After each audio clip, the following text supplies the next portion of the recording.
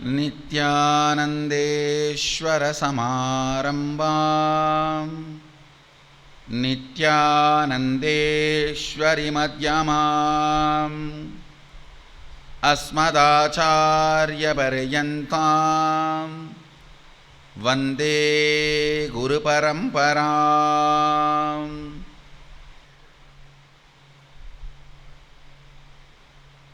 உங்கள் அனைவரையும் வணங்கி வரவேற்கின்றேன். உலகம் முழுவதிலும்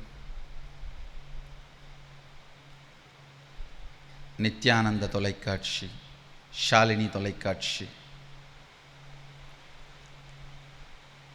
முகநூல் நேரடி ஒளிபரப்பு, சமூக வலைதளமான யூடியூப் நேரடி ஒளிபரப்பு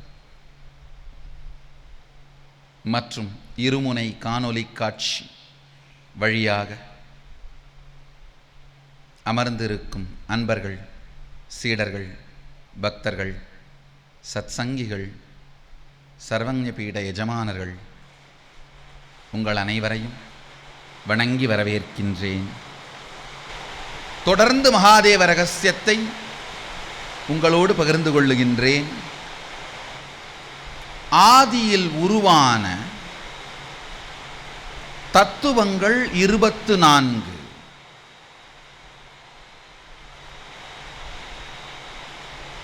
தத்துவங்களை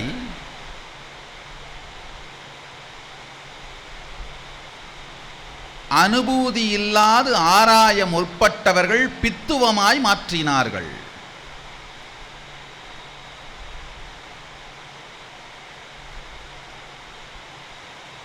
தத்துவம் பித்துவம் ஆனதால்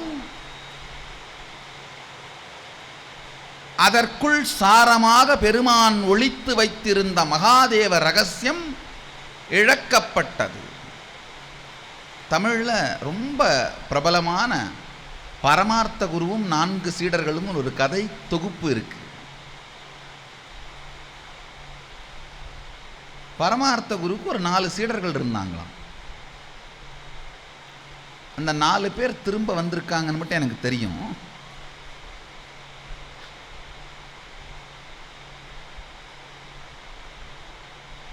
ஒரு நாள் அந்த 4 சீடர்களையும் கூட்டி அவர், அப்பா, சந்தைக்கு போய் ஊசி வாங்கிட்டு வாங்கன்னு சொல்றாரு. 4 பேரும் போறாங்க, காலனா கொடுத்து ஊசி வாங்கிடுறாங்க. திடீர்னு அவர்களுக்குள்ளே ஒரு பெரிய தர்க்கம். நம் குருநாதரோ நம்ம 4 பேரையும் அனுப்பி ஊசி வாங்கிட்டு வர சொன்னார். ஊசி இந்த அளவுக்குத்தான் இருக்கு, இத நீ தூக்குறதா நான் தூக்குறதா அப்படின்னு போட்டி. கடைசியில் அவர்கள் சொன்னார்கள், குரு வாக்கை நாம் மீறக்கூடாது. 4 பேரையும் அனுப்பி தூக்கிட்டு வர சொன்னார். அப்ப 4 பேர் சேர்ந்து தான் இதை தூக்கிட்டு போகணும். 4 பேர் சேர்ந்து எப்படி ஊசியை தூக்குறது? யோசித்தார்கள் பரமபக்தர்களான சீடர்கள். 4 பேர் சேர்ந்து இந்த ஊசியை தூக்க முடியாது. அப்ப 4 பேர் சேர்ந்து தூக்குற மாதிரி ஒரு பொருளை வாங்கி அது மேல ஊசியை குத்தி தூக்கிட்டு போலான்னு முடிவு பண்ணார்கள். ஊசி காலனா. 4 பேர் சேர்ந்து தூக்குற மாதிரி ஒரே பொருள் அந்த சந்தையில் இருந்தது. ஒரு பனைமரம், அது 16 அணா. 16 அணாக்கு பனைமரத்தை வாங்கி காலனாக்கு வாங்கின ஊசி அந்த பனைமரத்து மேல குத்தி 4 பேரும் சேர்ந்து நடக்க முடியாமல் தூக்கி கொண்டு ஆசிரமத்திற்கு திரும்ப வர துவங்கினார்கள். காடு மலை எல்லாம் கடந்து கடைசி ஆசிரமத்துக்கு வரும்போது ஆல்மோஸ்ட் நடுநடுங்கி உடல் வெதுங்கி எப்ப வேண்டுமானாலும் அவர்கள் விழுந்து மூர்ச்சையடைந்து விடுவார்களோ என்கின்ற நிலையோடு வருகிறார்கள். ஆசிரமத்துக்குள்ள நுழையும் பொழுது பரமார்த்த குரு பார்த்து நடுநடுங்கி போய்விட்டார். ஊசி தானே கேட்டேன், பனைமரத்தை கொண்டு வருகிறார்களே என் பரமசீடர்கள்.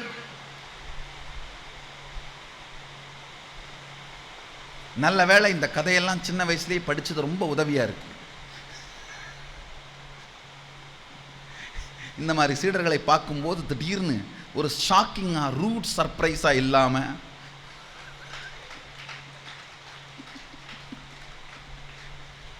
இந்த கதையெல்லாம் படிச்சு வச்சது ஒரு அதிர்ச்சி தரும் வியப்பான சர்ப்ரைஸா இல்லாம இருக்கு. குருவுக்கு புரியல, ஊசி எங்கடான்னு கேட்கிறாரு. 4 பேர் நடந்து வந்த களைப்பிலே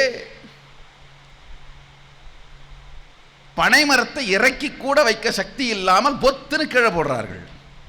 போட்ட வேகத்தில் ஊசி உடைந்து போனது.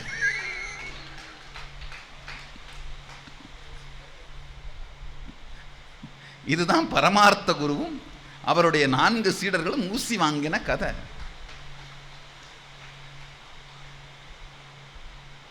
இதே போல்தான் தத்துவத்தை தன் துவம் புரியாமல் ஆராயும் பொழுது ஊசி வாங்க போய் பனைமரம் வாங்கி பனைமரத்தில் குத்திய ஊசி காணாமல் போனது போல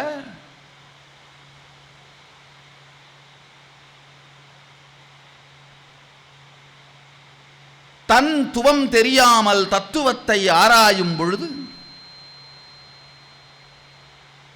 ஊசி வாங்க போய் பனைமரம் வாங்கி பனைமரத்தில் ஊசியை குற்றி பலுவாய் வாழ்க்கையெல்லாம் சுமந்து காசிக்கு போயும் காசுக்கு ஆகாத வேசித்தனம் செய்யும் மனத்தாலே மாசுற்று சிவத்வமசி எனும் தத்துவத்தை மறந்து மடிந்தார் மக்கள்.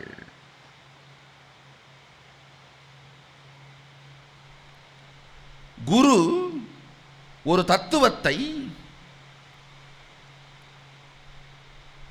என் நிலையிலிருந்து தன் துவத்திலிருந்து தருகிறாரோ அதையே தன் துவமாய் மாற்றிக்கொண்டவர்கள்தான் தத்துவத்தை புரிந்து கொள்கிறார்கள். இல்லைன்னா ஊசி வாங்க போய் பனைமரம் வாங்கி வந்தது தான். இதே போல ஒரு முறை பரமார்த்த குரு தன் 4 சீடர்களை அழைத்து ஆனைக்குட்டி வாங்கி வாருங்கள் ஆசிரமத்துக்குன்னு சொல்லி அனுப்புறாரு. 1000 பொன் கொடுத்து.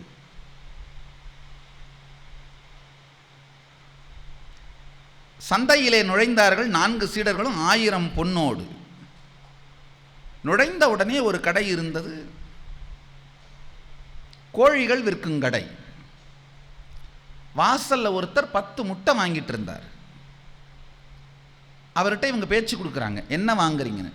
10 முட்டை வாங்குகிறேன், என்னுடைய முதலாளி 10 கோழி வாங்கி வர சொல்லி என்னிடம் 10 பொன் கொடுத்திருக்கிறார். நான் 10 முட்டை வாங்கினால் 2 பொன் தான் செலவாகும். இந்த முட்டையை எடுத்துகிட்டு போய் நான் வீட்டில் வைப்பேன், 3 நாள் அது மேலே கோழியை உட்கார வச்சேன்னா இந்த 10 முட்டையும் கோழி ஆயிரும்.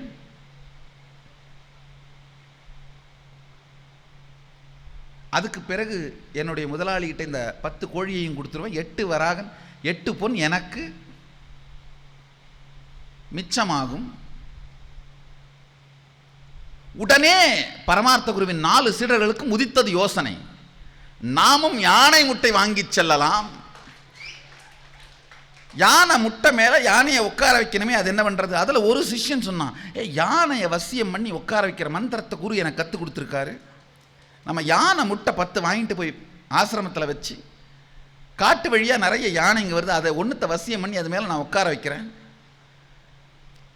மிச்சம் ஆகிற பொண்ணெல்லாம் ஆசிரமத்துக்கே கொடுத்துடலாம்.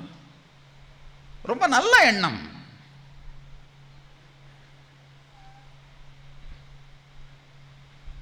சுத்தி சுத்தி தேடினார்கள் சுகவாசிகள்.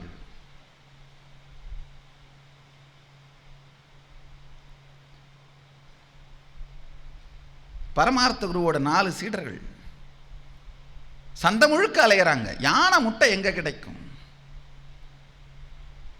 ஒரு கடையில் போய் கேட்குறாங்க, யானை முட்டை எங்கே கிடைக்கும்? அட கூமுட்டைகளா, யானை முட்டை உண்டா? அப்படி கிடையாது, யானை குட்டி தான் கிடைக்கும். உடனே இந்த 4 சீடர்களும் நினைக்கிறார்கள், இவன் ஏமாற்றி நம்மிடம் பணம் பறிக்க பார்க்கிறான், இவன் திருடன் அப்படின்னு அடுத்த கடைக்கு போகிறார்கள். 4 கடைக்கு போகிறதுக்குள்ள சந்தை முழுக்க விவரம் பரவிருது. ஒரு 4 கூமுட்டைகள் 1000 பொன்னோடு வந்திருக்கிறார்கள், யானை முட்டை வேண்டும் என்று.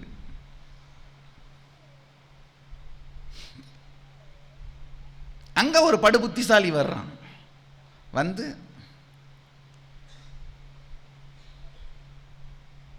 யானை முட்டை வேணும்னு கேட்ட நீங்க உண்மையிலேயே படு புத்திசாலிகள்.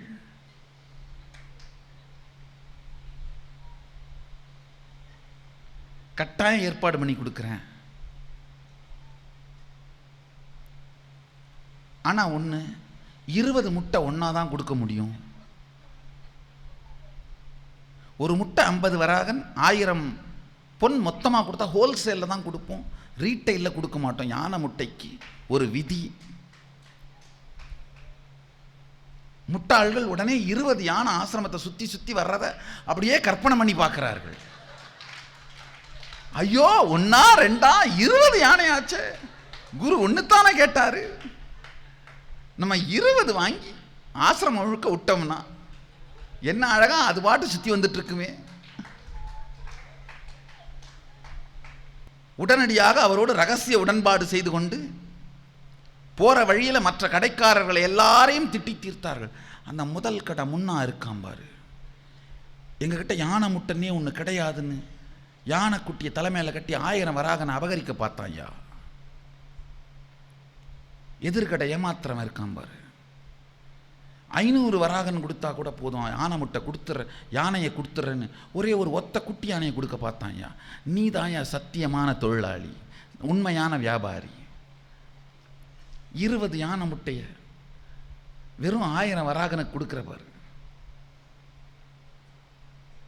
1 2 செத்தா கூட தப்பு இல்லை, 18 19 வருமேப்பா.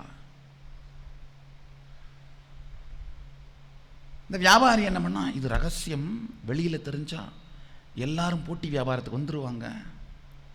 நான் ஒரு குடோன்ல தனியா ஒரு யானையை வச்சிருக்கேன், அது நிறைய 20 முட்டை போட்டு ரவுண்ட் ரவுண்டா இருக்கு. நீங்க துணியில வந்து அப்படியே அள்ளி மூட்டை கட்டிக்கிட்டு வெளியில தெரியாம என்ன நீங்க தூக்கிட்டு போறீங்கன்னு யாருக்குமே தெரியாம உங்க ஆசிரமத்தை தூக்கிட்டு போயிடணும்.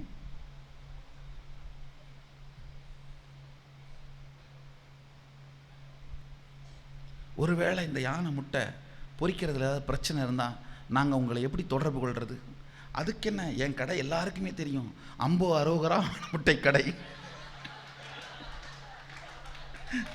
இந்த அம்போ அரோகரா ஆன முட்டை கடை எங்கே இருக்குன்னு கேட்டினா இந்த சந்தையில் தெரியாதவங்களே இருக்க மாட்டாங்க.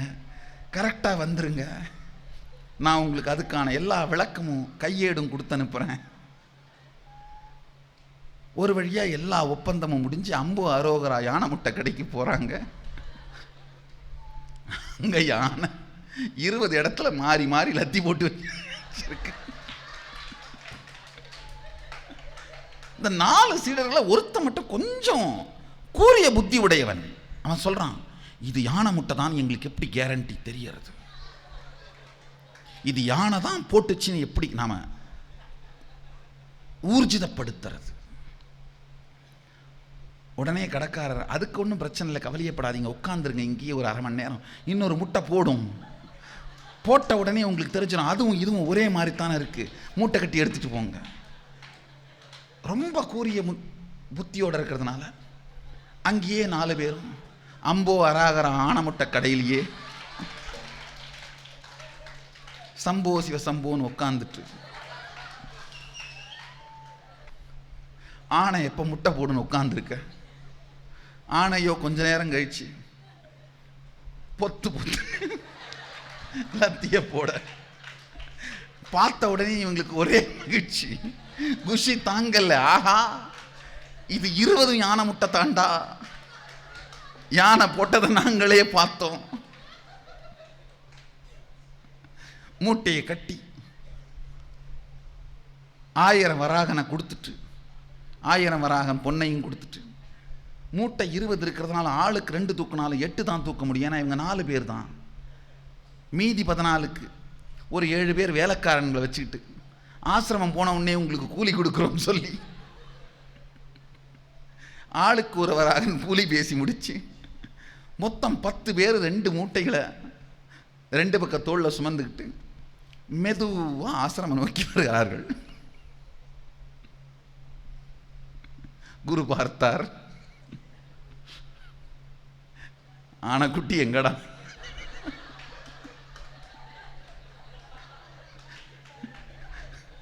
ஆனைக்குட்டி எங்கடா? உடனே அவர்கள் வரி விடாது அவர்களுடைய புத்திசாலித்தனத்தை விவரிக்க,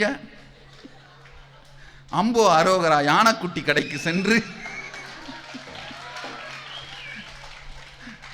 ஆனை முட்டை வாங்கி வந்த கதையை வரி தவறாமல் விவரிக்க, சில நேரத்திலே நான் என் சீடர்களை பார்ப்பது போல்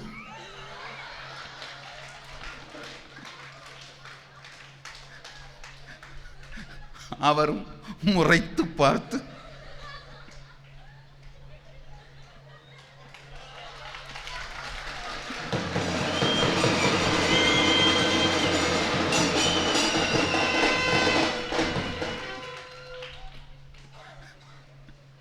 அன்றிலிருந்து எல்லாவற்றையும் தானே நேரடியாக நுண்மேலாண்மை செய்ய வேண்டும் என்கின்ற பாடத்தை கற்றுக்கொண்டார்.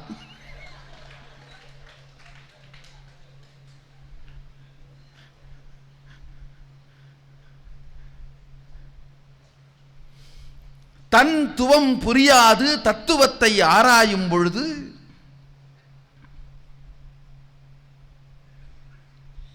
இதுபோல்தான் ஊசி வாங்க சென்று பனைமரம் வாங்கி வந்த ஊசியும் காசிக்கு ஆகாத நிலைக்கு ஆனது போல், ஞானத்தை அடைவதற்காக எதையோ தேடிச் சென்று அதையும் இறுதியில் அடையாத, வாழ் ஒழிந்து வழக்கொழிந்து பாழ்பட்டு நிற்பது மட்டுமல்லாது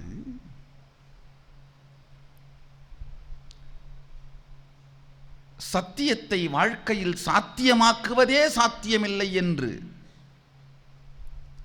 தனக்கு அனுபவப்படவில்லை என்பதற்காக யாருக்குமே அனுபவப்படாது என்று நாத்திகர்களாகவும் மாறித் திரிகிறார்கள்.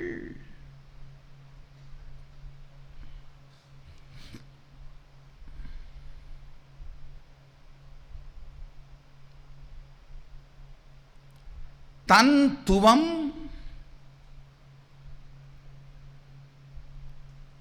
புரிந்து தத்துவம் சார்ந்து தத்துவத்தை புரிந்து கொள்ளல்.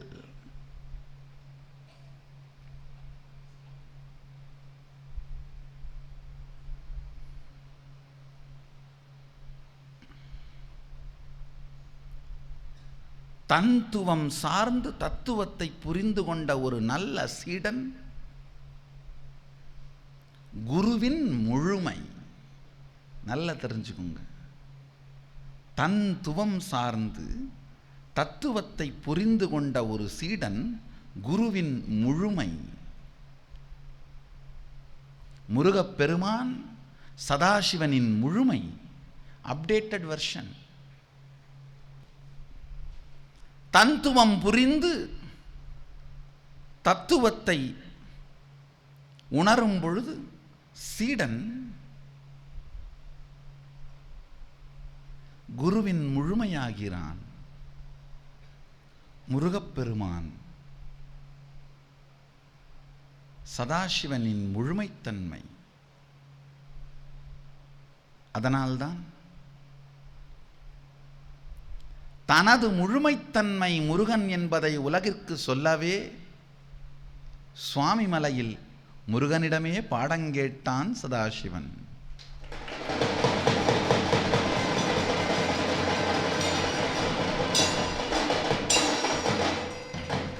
கச்சியப்பர் அருமையாக சொல்வார்,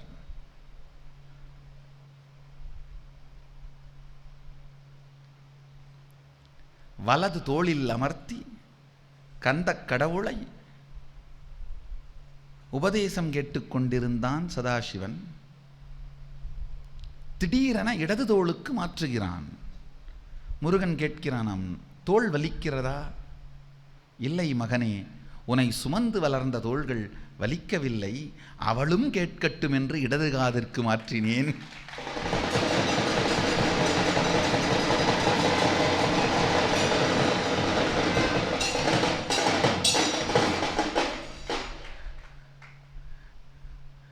நான் மட்டும் கேட்டால் போதுமா?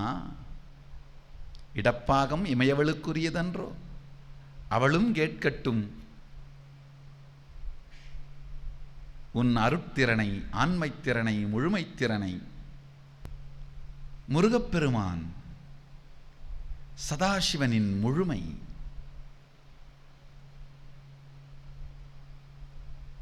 சில பேர் கேட்கலாம், அப்படின்னா முருகனை சதாசிவனை விட உயர்ந்த இடத்தில் வைக்கிறீர்களா? சதாசிவனுக்கும் உயர்ந்தவரா முருகன்? இது எப்படி சாத்தியம்? குஞ்சு கோழிக்கு மிஞ்சி ஆகுமா?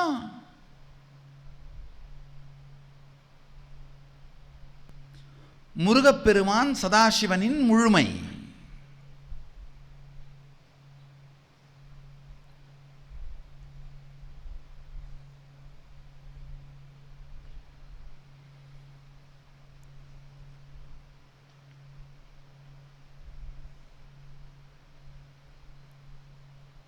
சதாசிவன் 5 திருமுகம் உடையவர். 4 வேதங்களும் 4 முகத்தின் வழியாகவும், ஆகமங்கள் எல்லாம் ஒரு முகத்தின் வழியாகவும் வெளிப்பட்டன. அதனால்தான் வேதங்களையும் ஆகமங்களையும் சிவஞான சாஸ்திரம் என்று சொல்வது பாரம்பரியம். சத்யோஜாதம், தத்புருஷம், அகோரம், வாமதேவம், ஈசானம் 5 முகங்களின் வழியாக 4 இருந்து 4 வேதங்களும் 5வது திருமுகத்திலிருந்து ஆகமங்களும் மலர்ந்தருளின.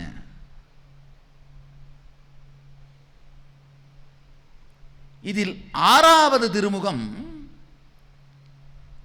என்ன சொல்ல வேண்டும்,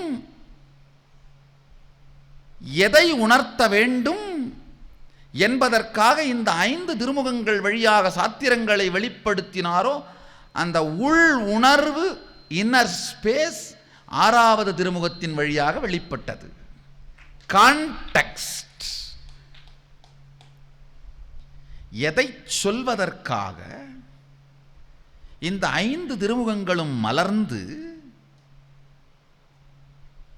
4 வேதங்களையும் ஆகமங்களையும் வெளிப்படுத்தினவோ, எதை சொல்ல வேண்டும் என்று, எதை வெளிப்படுத்த வேண்டும் என்று அவர் நினைத்தாரோ, உள்ளத்தால் உள்ளியது இன்னர் ஸ்பேஸ். அவர் உள் உணர்வு 6ஆம் திருமுகமான அஜோமுகத்தின் வழியாக வெளிப்பட்டது. இந்த 6 தீப்பொறிகள்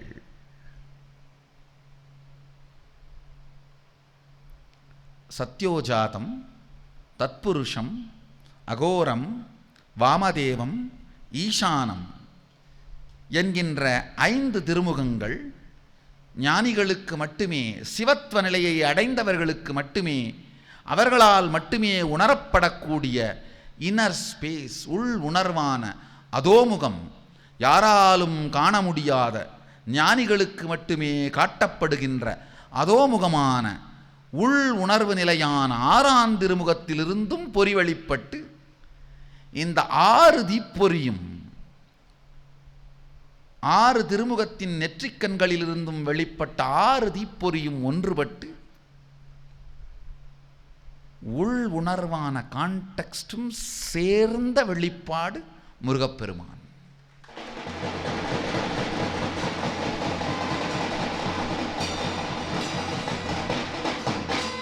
அதனால்தான் 4 வேதம், ஆகமங்கள், இதற்கு அப்பாற்பட்டு தனியான ஒரு நூல் சர்வஞானோத்தராகமம். அதோமுகத்திலிருந்து அந்த உள்ள கான்டெக்ஸ்ட், உள் உணர்வு என்ன என்கின்ற உண்மையை அதோமுகத்திலிருந்து முருகப்பெருமானுக்கு இறைவன் அருளுகின்றார். பாரம்பரியத்தின்படி இந்த சர்வஞானோத்திர ஆகமம் 4 வேதம் ஆகமங்களுக்குள் அடங்கவில்லை என்றாலும் அதன் மூலமாக மட்டுமே இந்த 4 வேதத்தையும் ஆகமத்தையும் புரிந்து கொள்ள வேண்டும் என்பது விதி. ஏனென்றால் அது பெருமானுடைய உள் உணர்வு. எந்த நிலையில் எந்த இருப்பை உரைப்பால் வெளிப்படுத்தினாரோ அந்த இருப்பே சர்வஞானோத்தராகமம். உரைப்பு 5, இருப்பு 1. இருப்பு 1ம் உரைப்பு 5மான 6ம் சேர்ந்த முழுமைத்தன்மை ஞானக் கடவுள் முருகன்.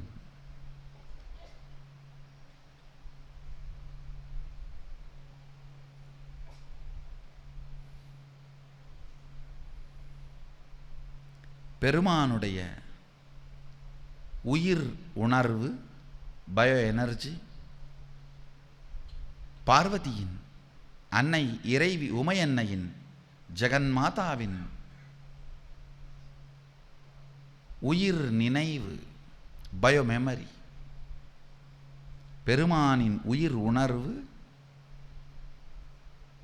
பார்வதியின் உயிர் நினைவு பயோ மெமரி, இரண்டோடும் கங்கையின் தசை நினைவு. இந்த இரண்டையும் பிரசவிப்பதற்கு, இரண்டையும் ஒன்றாக்கி வைத்து முழுமையளிப்பதற்கு கங்கை பொறுப்பெடுக்கின்றாள். அன்னை கங்கையின் தசை நினைவு மசில் மெமரி, பெருமானுடைய பயோ எனர்ஜி, தேவி பார்வதியின் பயோ மெமரி, கங்கையின் மசில் மெமரி, மூன்றும் சேர்ந்து முழுமையின் வெளிப்பாடாக கல்பதர் என்று நான் எதை சொல்கிறேனோ வேண்டியதையெல்லாம் வெளிப்படுத்தும் உள்ளுணர்வு அறிவியல், வேண்டியதையெல்லாம் வெளிப்படுத்தும் உயிர் உணர்வு அறிவியல், இதன் முழுமையாக, இதன் முழுமை தன்மையாக வெளிப்பட்டார் முருகப்பெருமான். அவர் பிறப்பின் கதையே ஒரு பெரிய தத்துவம், தாத்பரியம்.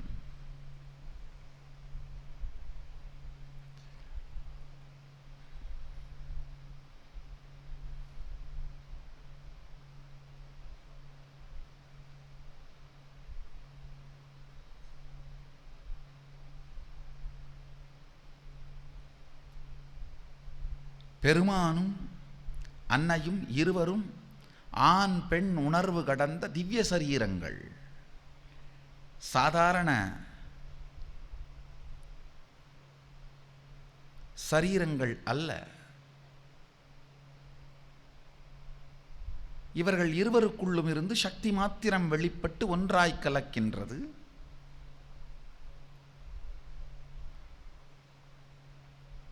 கலந்து அந்த பொங்கிய உயிரோ யாராலும் தாங்க முடியாத பெரும் சக்தியை வெளிப்படுத்துகின்றது. நெருப்பையே எரிக்கும் சக்தியாயிருந்ததனால் அக்னியே கலங்கி போனான். நெருப்பை எரிக்கும் சக்தி,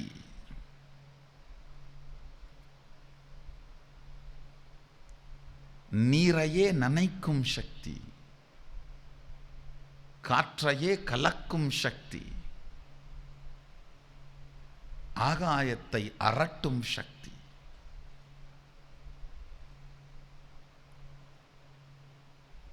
மண்ணையே மண்ணால் மூடும் சக்தி,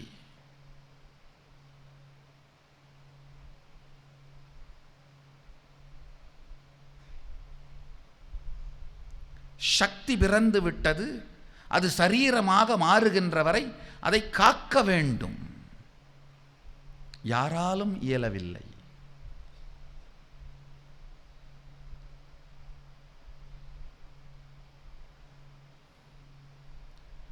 மனதாலேயே பெருமானோடு வாழ்ந்து அவர் திருமேனியிலேயே குடிகொண்டிருக்கும் அன்னை கங்கை முன்வருகின்றாள். நான் இந்த கர்ப்பத்தை தாங்கி முழுமையான திருமேனியாக மாறும் வரை தாங்குகின்றேன்.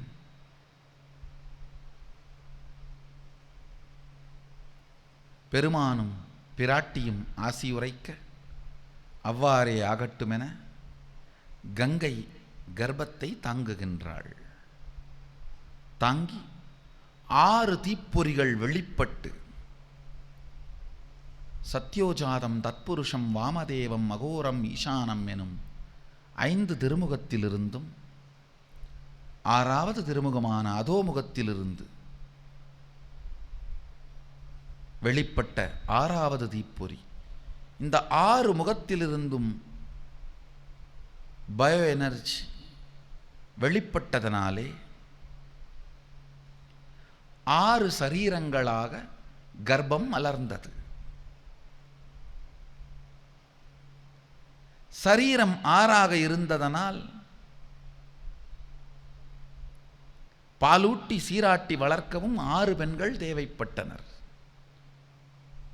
ஏற்கனவே இதற்காக தவமிருந்து பெருமானையே தன் பிரானாக வரித்து மதுரத்தில் தவமிருந்த கார்த்திகை பெண்கள் 6வரையும் பெருமான் அழைத்து, நம் திருமகனுக்கு நீங்கள் 6வரும் முலைப்பால் ஊட்டி வளர்ப்பதன் மூலமாக உங்கள் மதுர நிலையில் பூர்த்தி அடைவீர்களாக என்று ஆசீர்வதிக்க, 6 பேரும் கன்னிப்பெண்களாக இருந்தாலும் பெருமான் ஆசீர்வதித்ததனால் குமரனை கண்டதும் தாயைப் போலவே உணர்ந்து தாய்ப்பாலூட்டி சீராட்டி தன் குழந்தையாகவே வளர்க்க, அவதார நோக்கத்தின் காலம் கனிந்த காரணத்தால் 6 திருமேனிகளையும் அன்னை ஆதிசக்தி ஒன்றாக்கி ஒரு திருமேனியாக்க,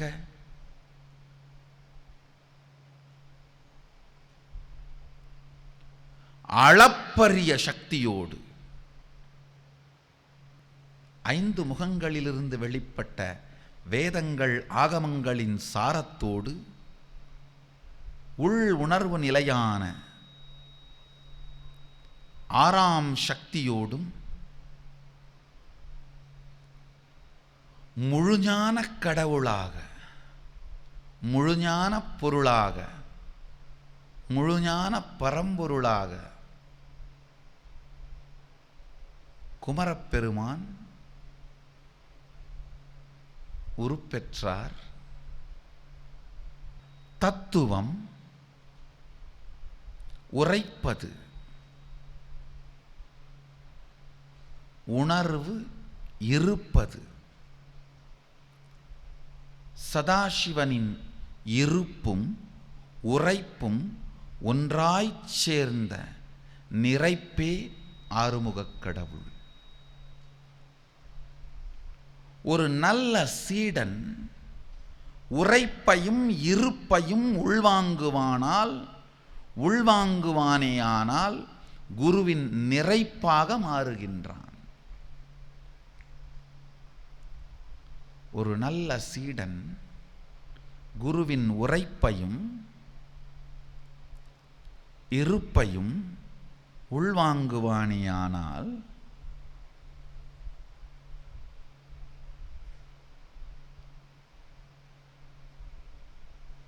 சத்குருவின் நிறைப்பாக,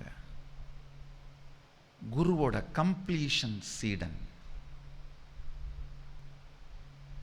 ஒரு நல்ல சீடன் குருவின் நிறைப்பாக மாறுகின்றான்.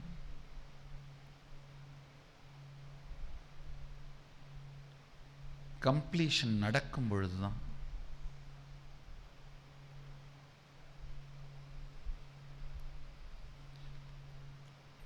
பாரம்பரியம் உயிரோடு இருக்கின்றது. எப்போ என்னுடைய கம்ப்ளீஷனாக என்னுடைய சீடர்கள் உருவாகிறார்களோ அப்பொழுதுதான் என் அவதார நோக்கம் நிறைவு பெறுகின்றது. அப்போ மட்டும்தான் நான் கொண்டு வந்தது உலகத்திற்கு என்றும் உலகில் நிலை நின்று இருக்கும் என்கின்ற உத்தரவாதம் எனக்கு அளிக்கப்படுகின்றது.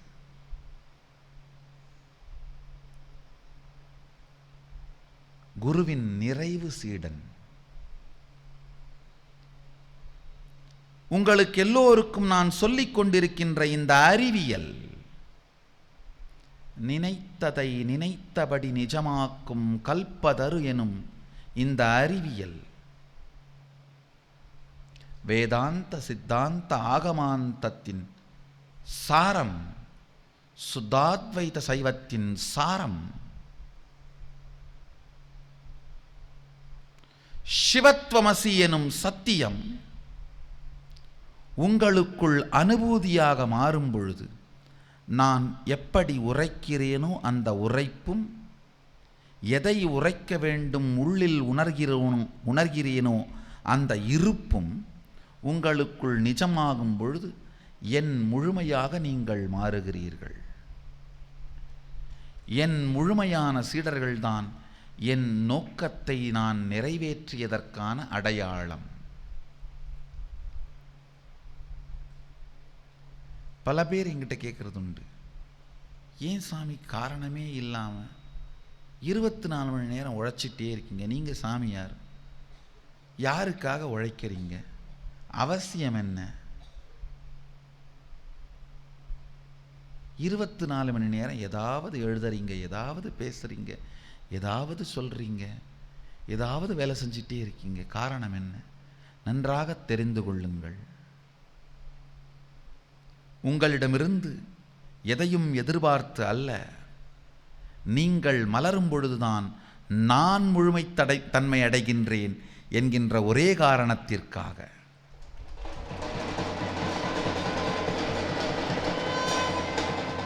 உங்கள் மலர்ச்சி என் முழுமை, உங்கள் மலர்ச்சி என் முழுமை என்கின்ற ஒரே காரணத்திற்காகத்தான் அயராது தயங்காது தொடர்ந்து இயங்கிக் கொண்டே இருக்கின்றேன். சிந்தையெல்லாம் சிவமயமாய்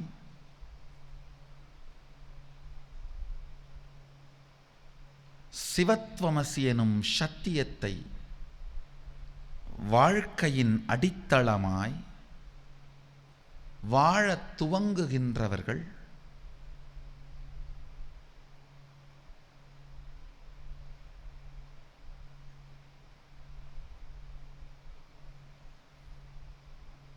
தொடர்ந்து இதை வாழத் துவங்குகின்றவர்கள்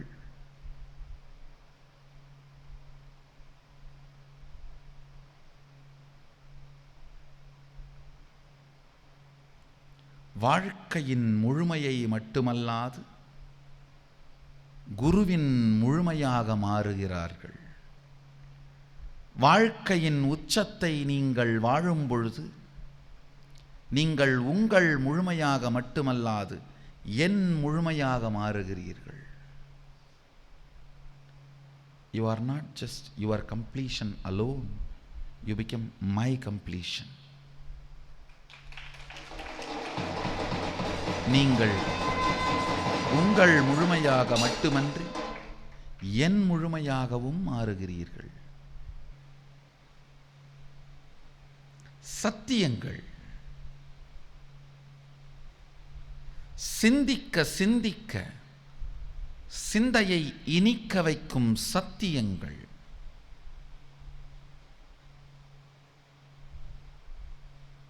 பேரும் ஊரும் சீரும் என்னவெல்லாம் வேண்டும் என்று நினைக்கிறீர்களோ இவையெல்லாம் தந்து இதன் நிலையற்ற தன்மையையும் உங்களுக்கு காட்டி, இதையும் தாண்டி வாழ்வு என்று ஒன்று உண்டு என்பதையும் உணர்த்தி, அது என்ன என்று அனுபூதிமயமாக உங்களுக்கு ஆக்கி,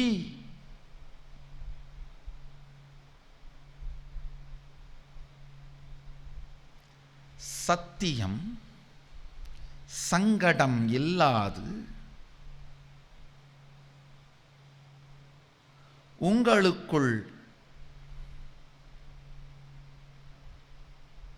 அனுபூதியாய் மாறுகின்ற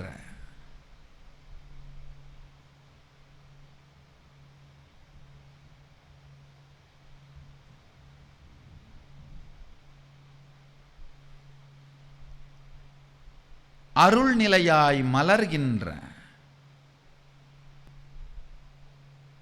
நிஜமாய் மாறுகின்ற வெறும் வார்த்தையாக அல்லாது, படிப்பறிவாய் அல்லாது, சுட்டறிவாயும் அல்லாது, பட்டறிவாய் மாறும் அறிவியல் இந்த கல்பதரு அறிவியல்.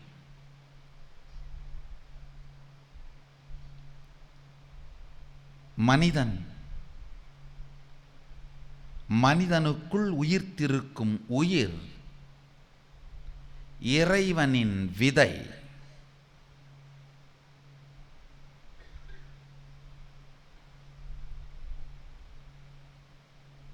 மனிதன் சதாசிவனின் விதை, ஆதிசக்தியின் கவிதை,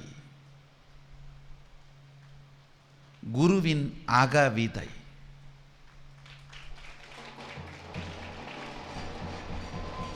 சதாசிவனின் விதை, ஆதிசக்தியின் கவிதை, குருவின் அகவிதை. மீண்டும் மீண்டும் மீண்டும் எத்துணை முறை கேட்டாலும் வாழ்ந்தால் மட்டுமே சத்தியம் சாத்தியம். யோகாசனத்தை பற்றி 100 புத்தகம் படித்தா வயிறு குறைஞ்சிராது. 1000 மணி நேரம் அதை பற்றி டிவி பார்த்தா, வீடியோ பார்த்தா, யோகாசனம் எப்படி பண்ணுறதுன்னு 1000 மணி நேரம் வீடியோ பார்த்தாலும் தொப்பை குறையாது. எழுந்து உடலை வளைத்தால் மட்டுமே யோகத்தின் சத்தியம் சாத்தியம். கட்டிலேயே படுத்துட்டு டிவியில் விதவிதமான வெரைட்டியான யோகா எப்படி பண்ணுறதுன்ற வீடியோங்களை போட்டு போட்டு பார்த்தீங்கன்னாலும் அணுவும் வயிறு குறையாது. செய்திடவே சத்தியம் சாத்தியமாகும். வாழ்ந்திடவே சத்தியம் சாத்தியமாகும்.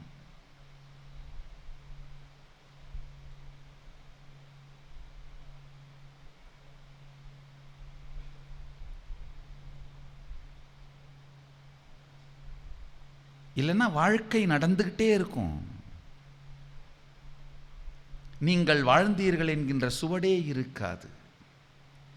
பேரினை நீ ஊரெல்லாம் கூடி ஒலிக்க அழுதிட்டு, பேரினை நீக்கி பிணம் என்று பெயரிட்டு, சூரையங்காட்டிடை கொண்டு போய் சுட்டிட்டு, நீரினில் மூழ்கி நினைப்பொழிந்தனரே. ரொம்ப வலிக்கிற விஷயம் அந்த நினைப்பொழிந்தனரேன்ற வார்த்தை தான். ஊரெல்லாம் கூடி ஒலிக்க அழுவார்கள். பரவாயில்ல, ஆஹா, அட்லீஸ்ட் அழுவுறாங்களே.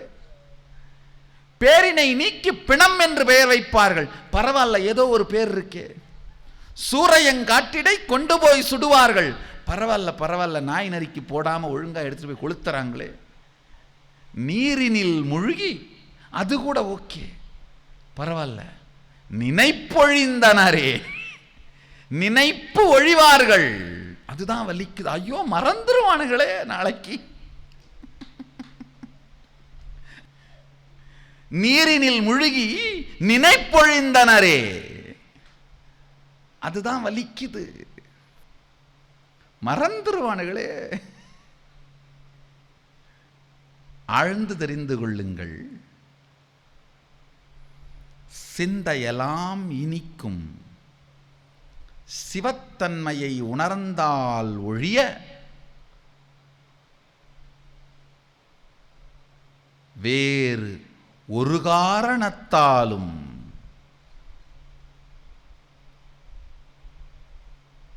நிலையாத உலகில் நிலைத்திருக்கலாகாது. ஊரெல்லாம் கூடி ஒலிக்க அழுதிட்டு, இந்த காலத்தில் லவுட் ஸ்பீக்கர் போட்டே அழறாங்க.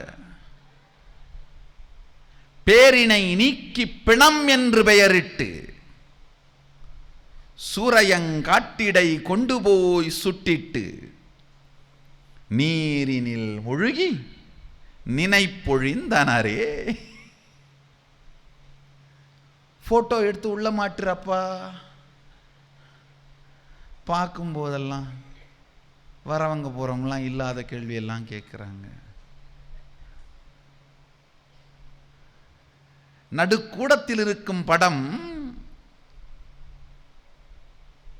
குறுக்கும் நெடுக்குமாய் நாம் நடந்து கொண்டிருக்கும் நடுக்கூடத்தில் இருக்கும் படம் வருடத்திற்கு ஒரு முறை செல்லும் பூஜை அறைக்குள் சென்றவுடனேயே நினைப்பொழிந்தனரே.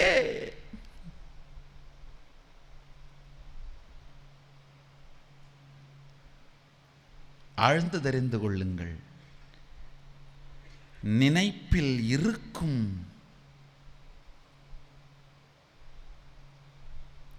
நினைப்பையே இனிக்க வைக்கும் சத்தியத்தை நினைந்து வாழ்க்கையை மலர்த்தினீர்களானால் மட்டும்தான் நிரந்தர வாழ்க்கை. காலிருக்கும் பொழுதே காசிக்கு போங்கள். 4 பேர் 8 கால் வழியாய் தூக்கிச் செல்ல காத்திருக்காதீர்கள். 2 கால் இருக்கும் போதே காசிக்கு போங்கள். 10 கால் அதை தூக்கிச் செல்ல வேண்டும் என்று காத்திருக்காதீர்கள்.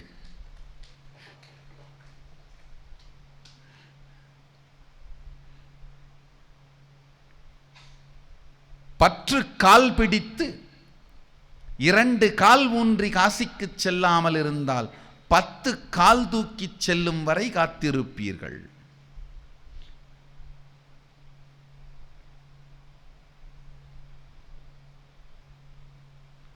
இருக்கும் பொழுதே இறைவனை பற்றிடுங்கள். சிந்தையெல்லாம் இனிக்கும். சிவமாய் மாறிடுங்கள். சிந்தையெல்லாம் இனிக்கும். சிவத்வமசி எனும் சத்தியத்தை உணர்ந்திடுங்கள்.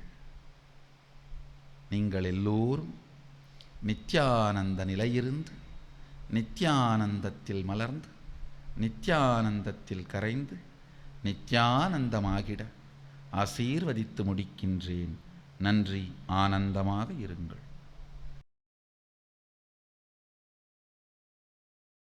நித்யானந்த பீடம், பெங்களூரு ஆதீனம், ஆஃப் மைசூர் ரோட், பிடதி, பெங்களூரு. 08027279999.